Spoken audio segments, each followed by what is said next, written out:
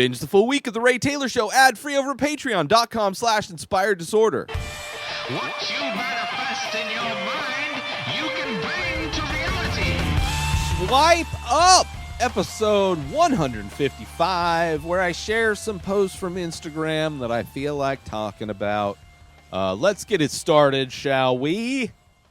It has been, it's been a week now, or almost a week, but this past week, we remembered, because we were told never to forget, we remembered 9/11, and it's the 20-year anniversary of 9/11, which was interesting to see the posts, people saying the stories of 9/11, what they were doing on that day, and seeing the pictures again, which is interesting. I just rewatched the Final Destination franchise, and there was one of those movies where the camera was predicting all of the tragedies in this movie. Instead of premonitions, it was a camera, and we found that out because one of the pictures that she took with that camera was of the Twin Towers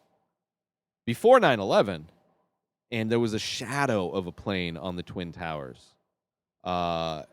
So if she had known, she could have stopped 9/11. But also, if Devon Sawa hadn't gotten those kids off the plane, the ripple effect wouldn't have taken over, and a person that had survived on that plane had done something to save the life of somebody else who was on one of the planes. I forget. Final Destination. Interesting franchise. But this holiday, a lot of people. My particular story, I was 20 at the time. I think this was 2001, right? So I turned 21 shortly after 9/11. But I was playing a lot of pickup basketball, and that particular day, I had the day off. I was working at a movie theater, but I got a call from my roommate who also worked at that movie theater and told me that I didn't have to work, even though I had the day off. But she told me that because the Twin Towers blew up. So I turned on the news and saw the news footage. I don't know if I don't remember if I turned it on before the second tower got hit or after it got hit.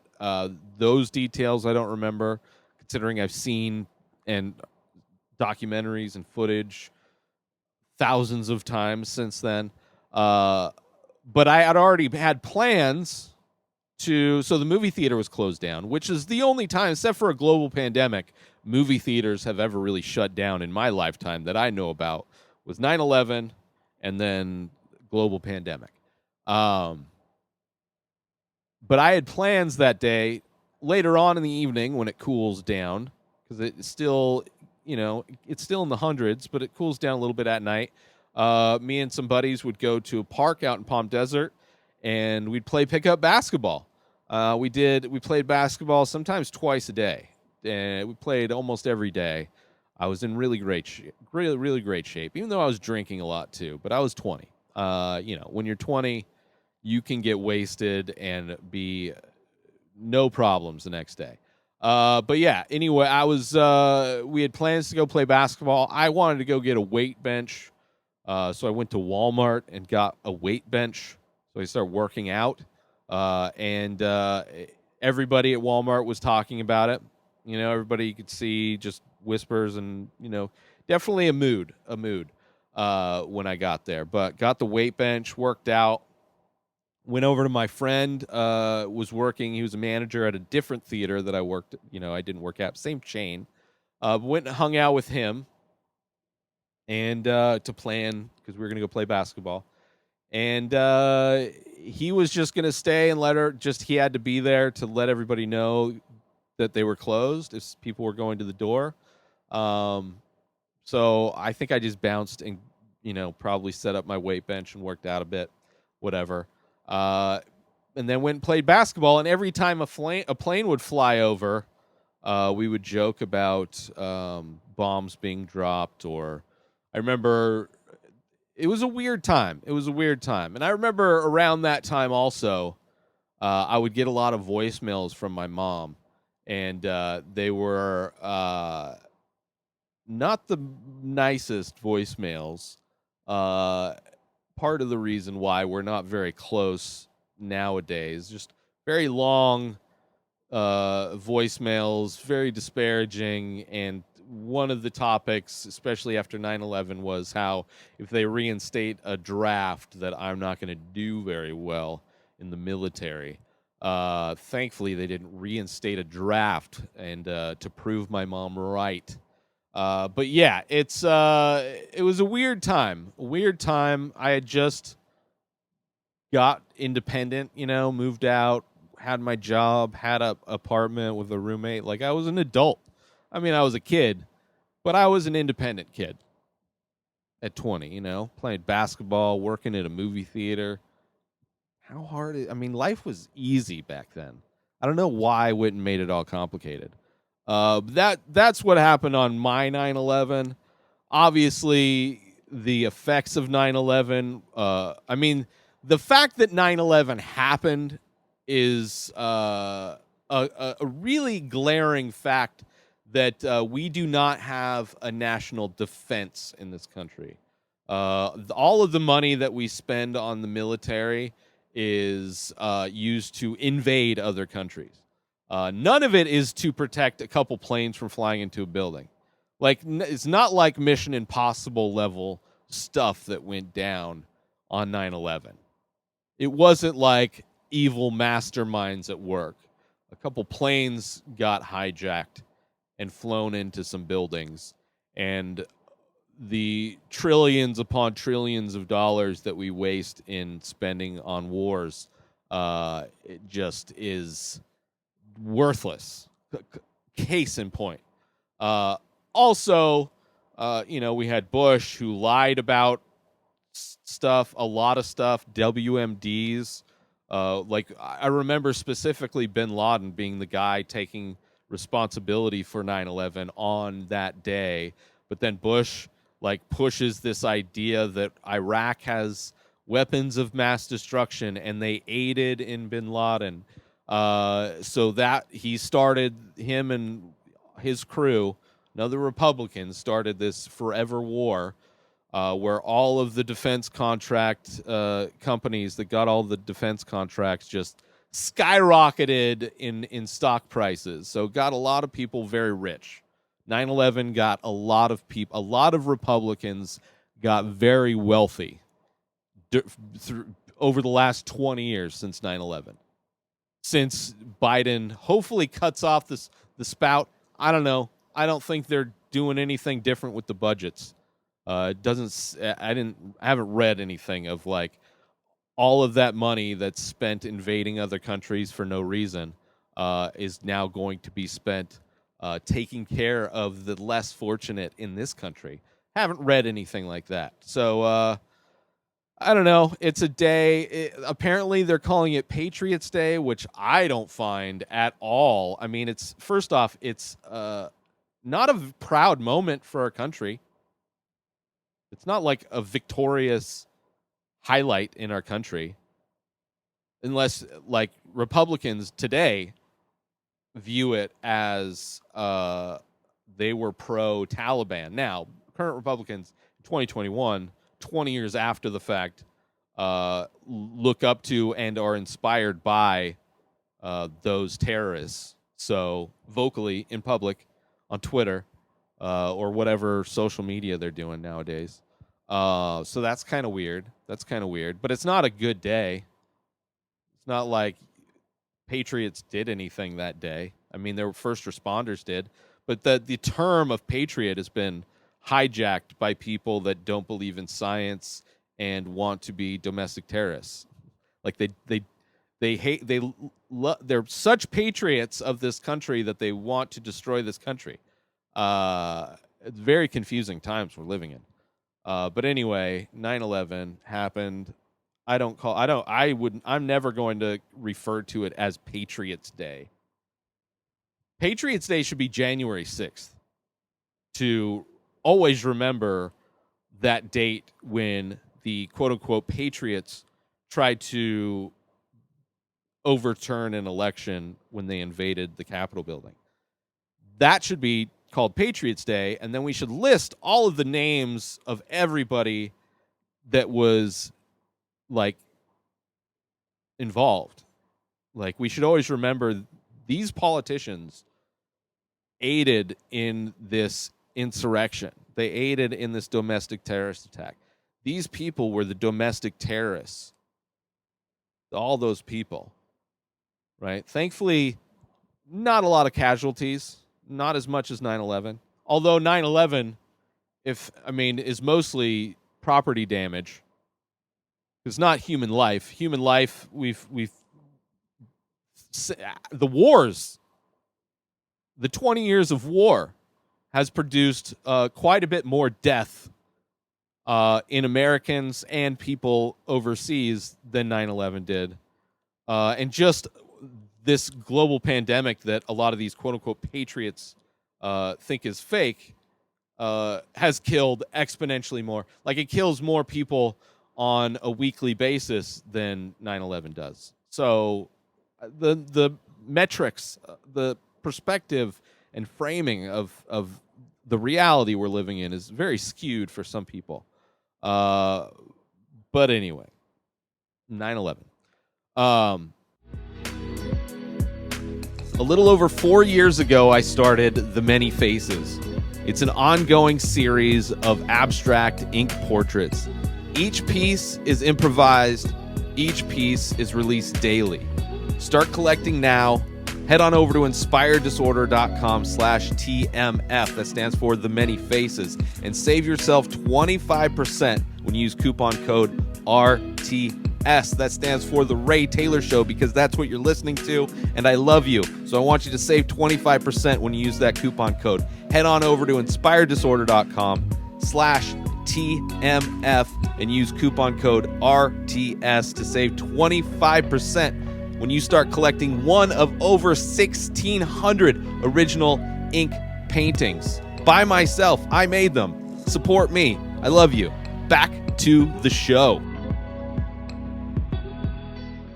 Moving on. Mexico's Supreme Court rules that abortion is not a crime. That is what I'm talking about. This is like how severely backwards this country is.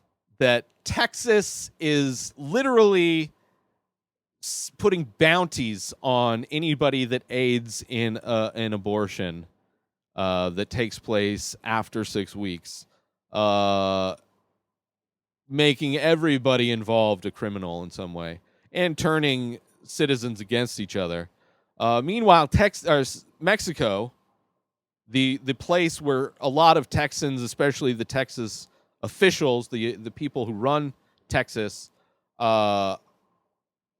think are the worst, like all of the racist things. They think about Mexicans and people trying to immigrate from Southern America and Mexico. They are more progressive. I mean, I guess our Supreme Court did this a long time ago, Roe versus Wade. But, you know, it's weird that by the time Mexico caught up, Texas is already starting to regress. Just crazy times. But I'm glad Mexico, I mean, it is 2021. Took them long enough. It was Roe versus Wade. Was that the 80s, 70s? I'm sorry. I don't know. I don't know history. I trust people that study it, though. You know. But yeah, good for them. Good for Mexico. Moving on. An anticipated study found that hundreds of LA County Sheriff deputies said that they have been recruited to join secretive, sometimes gang-like cliques that operate within department stations.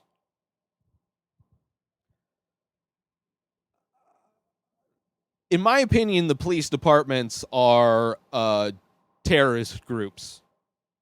They've demonstrated their goals of what their objectives are pretty clearly last summer during the George Floyd protests. You know, we really got to see not only the level that they're willing to just kill somebody on camera with no problem. Thankfully, Coven has been found guilty, and hopefully other things. Breonna Taylor's killers, nothing's happened to them. But some people are starting to be held accountable for, little by little. But L.A., which is widely regarded as one of, if not the most corrupt police departments. I mean, what was it, like a month, 2 months ago when they set off a bomb in a residential area? They confiscated a bunch of fireworks from somebody, and they decided to block off a neighborhood. Like, they had their big bomb truck rig, thing. They got the guy out of the cabin. They taped off the streets over the intercom. They're like, brace yourselves. We're about to blow shit up. So in a residential area, the police department exploded this bomb, which people are still affected by this to this day. I mean, property damage, injuries, all kinds of shit. Like, they set off a bomb in a residential area. That is what current day LAPD is doing. Not to mention, I'm sure, killing a lot of people.